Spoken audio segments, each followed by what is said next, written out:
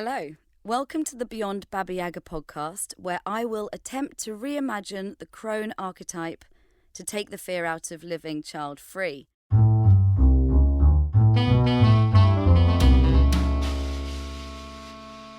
I'm Josie, and today I'm delighted to be joined by Hannah. Hannah, thank you so much for coming in. No, really excited as well to be here. We had a wonderful conversation. In fact, we've had two conversations on the phone. And I am really excited for our chat because I feel like we've really gone quite deep on some child-free living topics. So, Hannah, diving straight in, you had an evangelical Christian upbringing. What impression did this give you of a woman's role as mother? How did you grow up seeing women as mothers? Yeah, really good question, because obviously I was in the church at a really formative age. The type of evangelical church it was more kind of more on the culty side, I would say. So mothers were subservient, they were quiet, they were in the background. Women were not allowed to have leadership roles in the church. So the men were congregation facing, they were the leaders. They were the decision makers, and women were the servants, I guess. They were the homemakers, the child rearers, and, kind of like thinking about kind of what that looked like in the church. They made the coffee, they baked the cakes, they cleared the coffee away at the end of the service, and that was it. They were quietly in that role. My mum found herself in quite an abusive marriage in the church. And the church leaders made it extremely difficult for her to get out of that relationship and put the onus on her to fix something that was unfixable. So, I guess I saw that the mother as being secondary, as kind of needing to play this quiet follower role. And that was never going to work for me. Were there women within the church who weren't mothers? That's a good question. I think certainly after a certain age, most women were mothers. I think that certainly in couples, kind of older couples, women had children. Yeah, I can't think of many child-free couples in the church. As you were growing up as a child, before you got to the point of questioning whether all of this was right for you, did you feel like it was a given that you would be following a path to becoming a mother?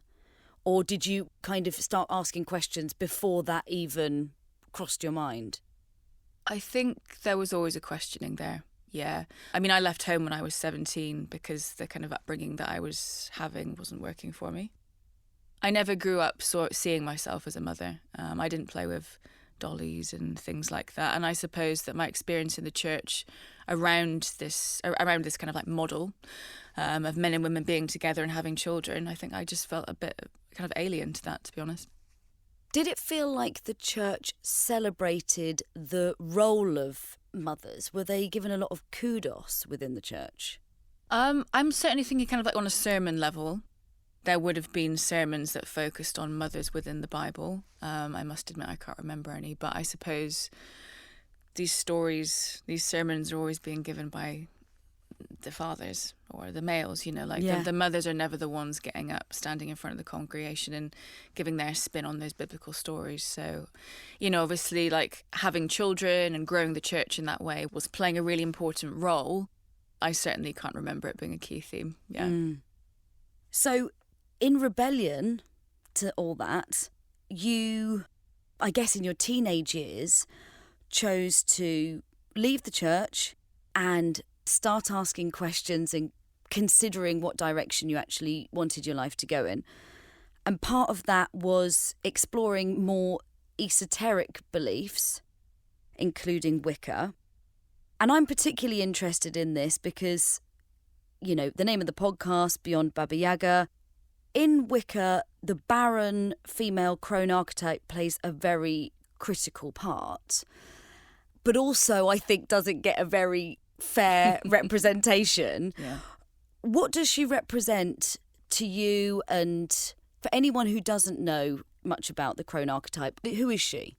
I love talking about the crone. I think she's my favourite part of the goddess aspects. So a bit of background in Wicca and in pagan religions.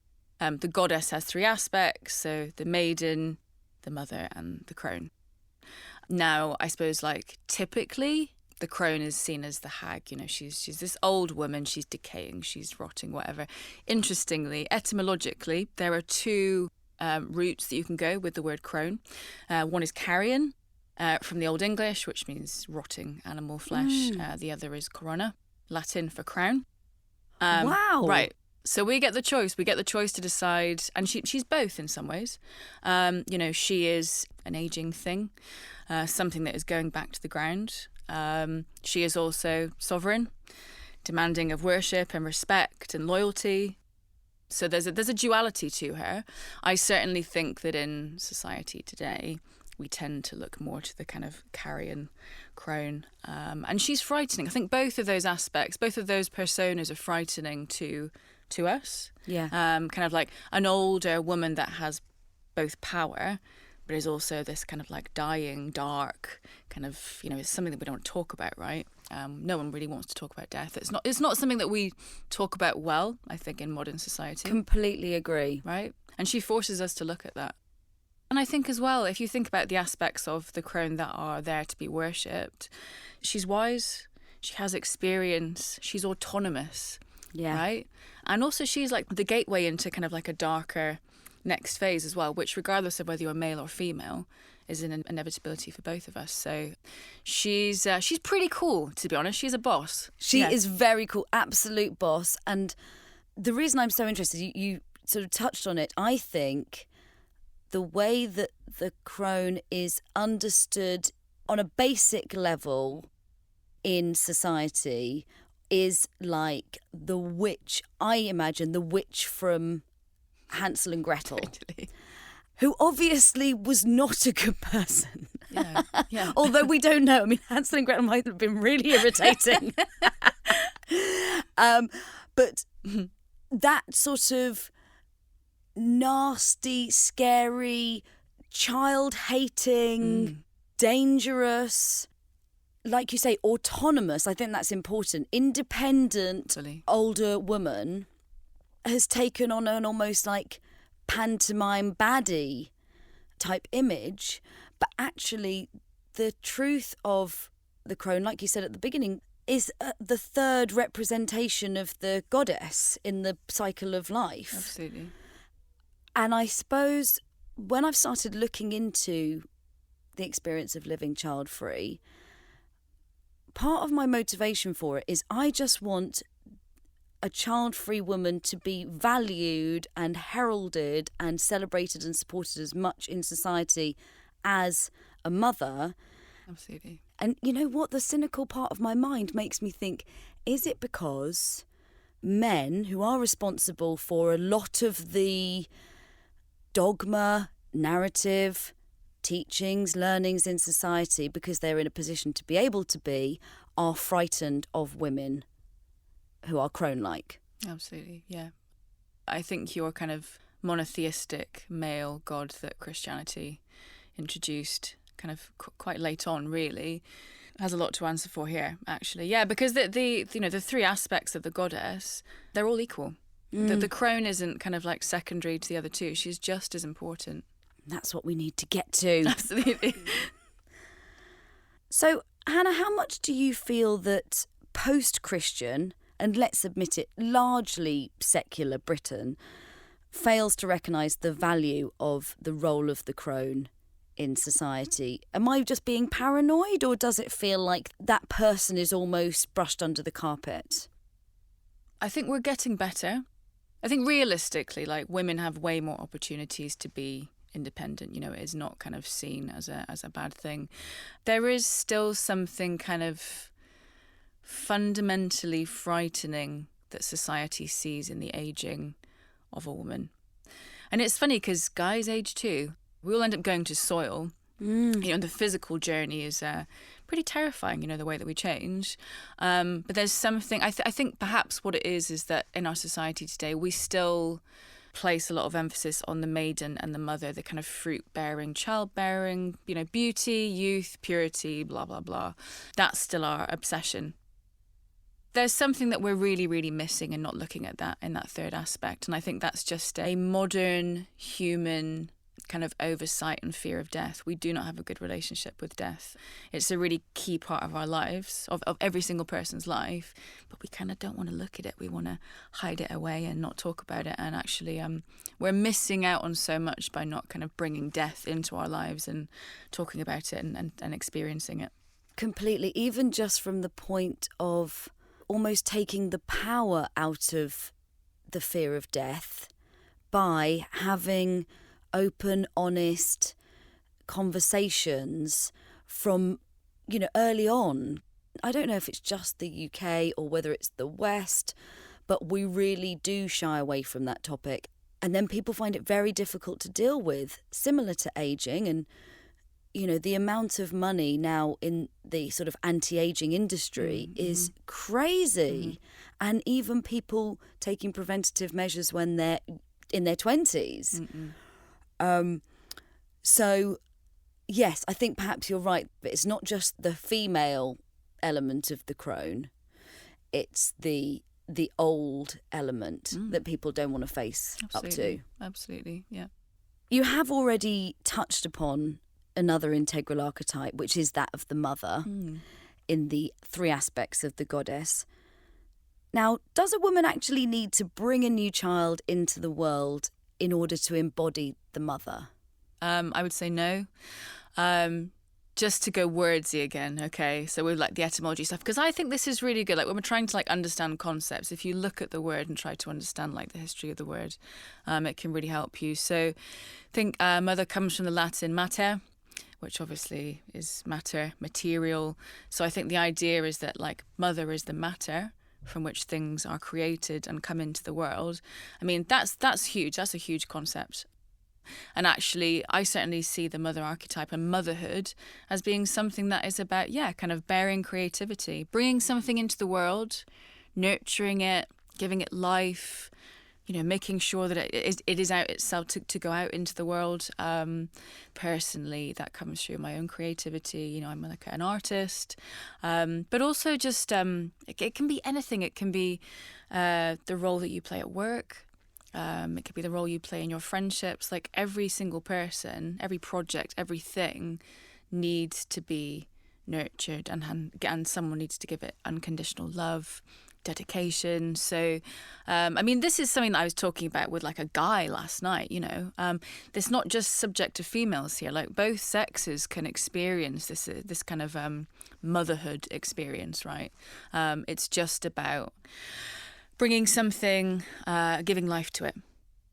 And I think, like you say, it could genuinely be anything. It's almost like we all have the potential to be in our lives and the world making a positive contribution in some way, creating something that might be a force for good in some tiny, tiny way, or in a big way. And I think the narrowing and limiting of it just being about new people rather than, like you say, new creative ideas and projects, just being able to contribute, the world could benefit so much from people seeing that as having just as much worth. Yeah. Who knows what's possible? Absolutely, yeah. Being motherly is, I think it's a state of mind. I think we all have it within us. But there are mothers out there, mothers to children, who actually, struggle to be motherly. It's a behaviour. I don't think being motherly and kind of motherhood is subject to just having a child. Do you know what I mean? It's a feeling, it's a behaviour, it's a bunch of habits, it's a belief system, Yeah, I am so with you. I like to think about what can I create, what can I nurture, what else can I contribute to the world? But I know that a lot of women, sadly, feel like it's motherhood or bust.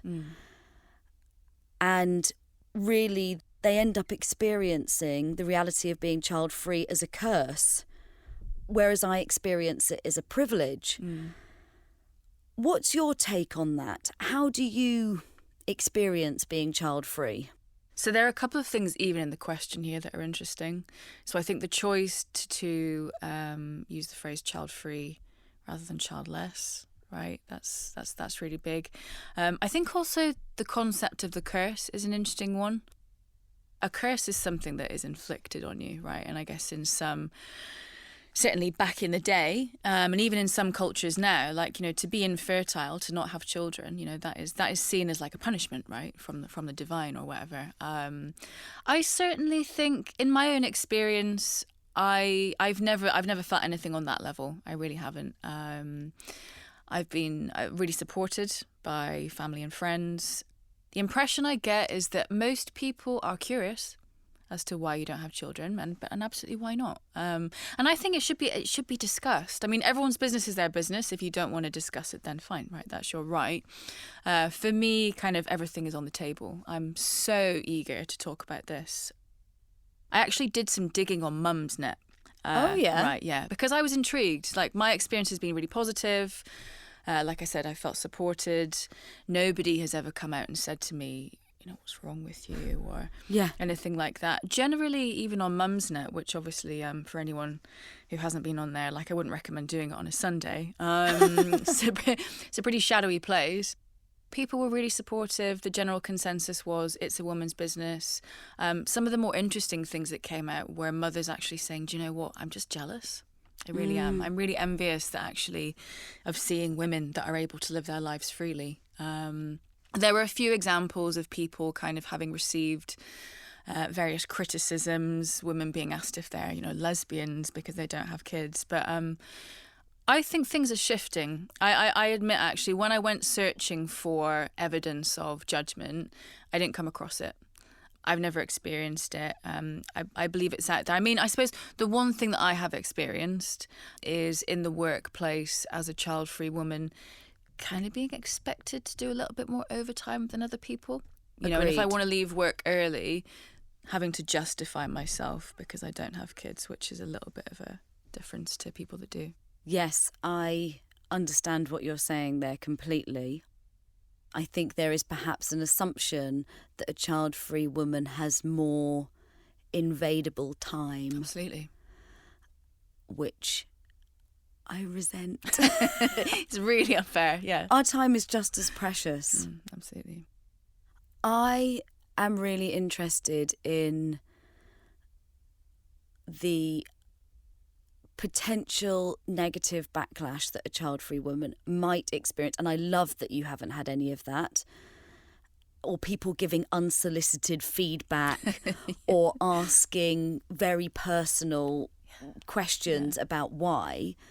Because while I've been on this journey thinking about my child-free life and talking to other women about their child-free lives, I keep having this question come up that I really would like to ask mothers, parents, but do not feel that I would be able to, which is, if someone wants to ask why I don't have children, really, given all the information that a person has about the world, why do you have children? Mm-hmm. That's what I keep coming back to.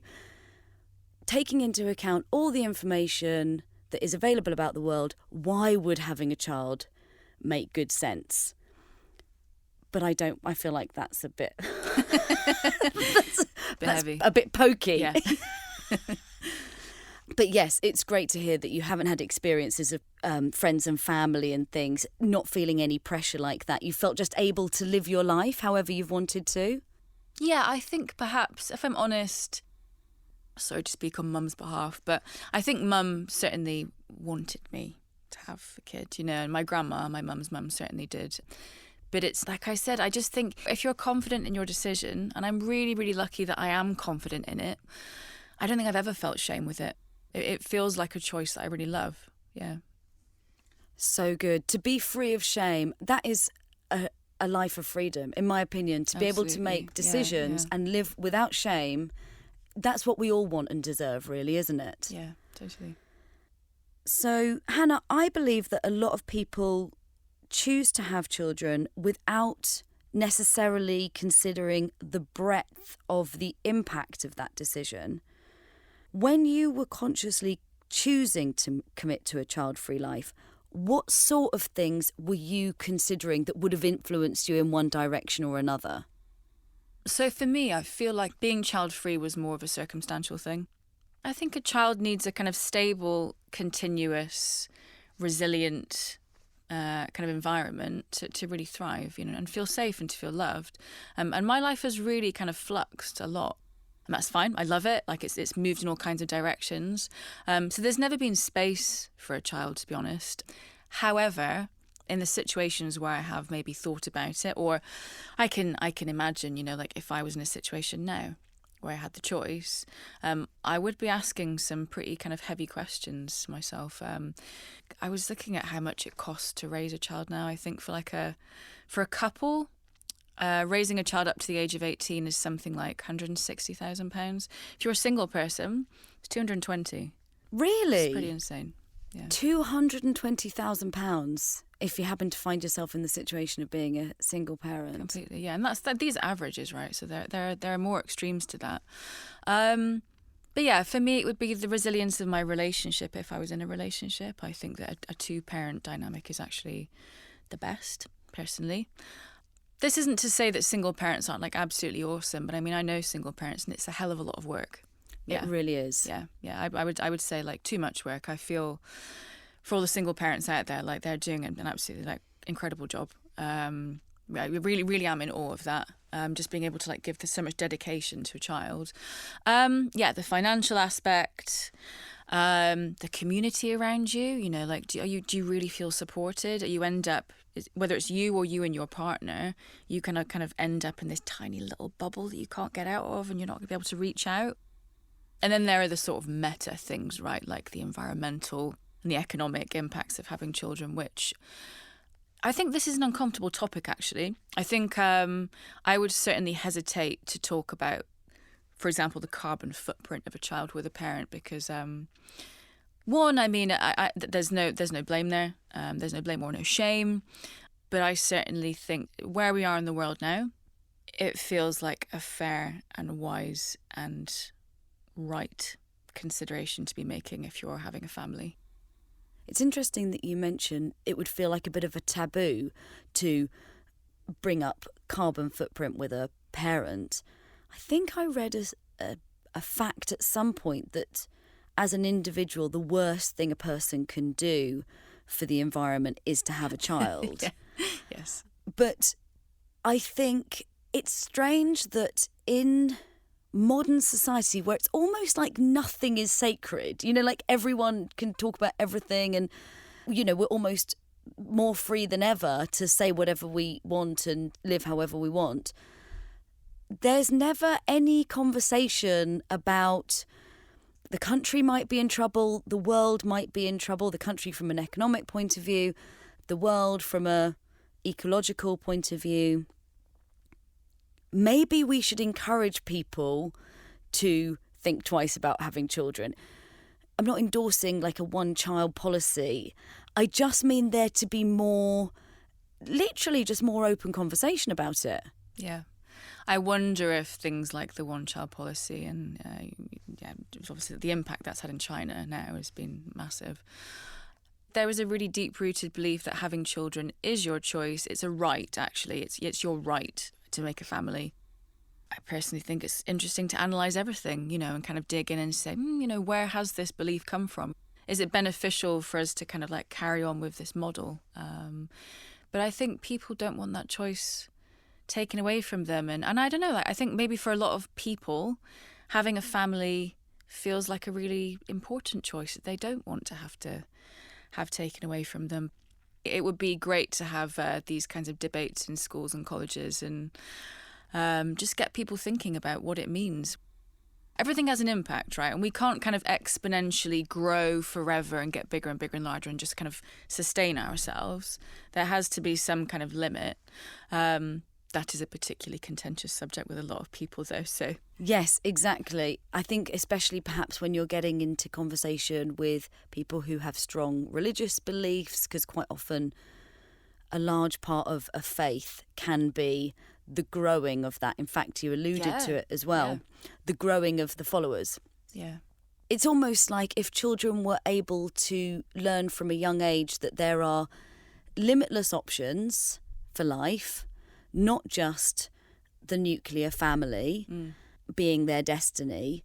And also, I wish that there was more conversation around, is having a child really, genuinely the right thing for your quality of life, your partner's quality of life, the potential new life that you're bringing in, and the wider society. I just wish people could kind of be giving that a bit of airtime. Absolutely, yeah.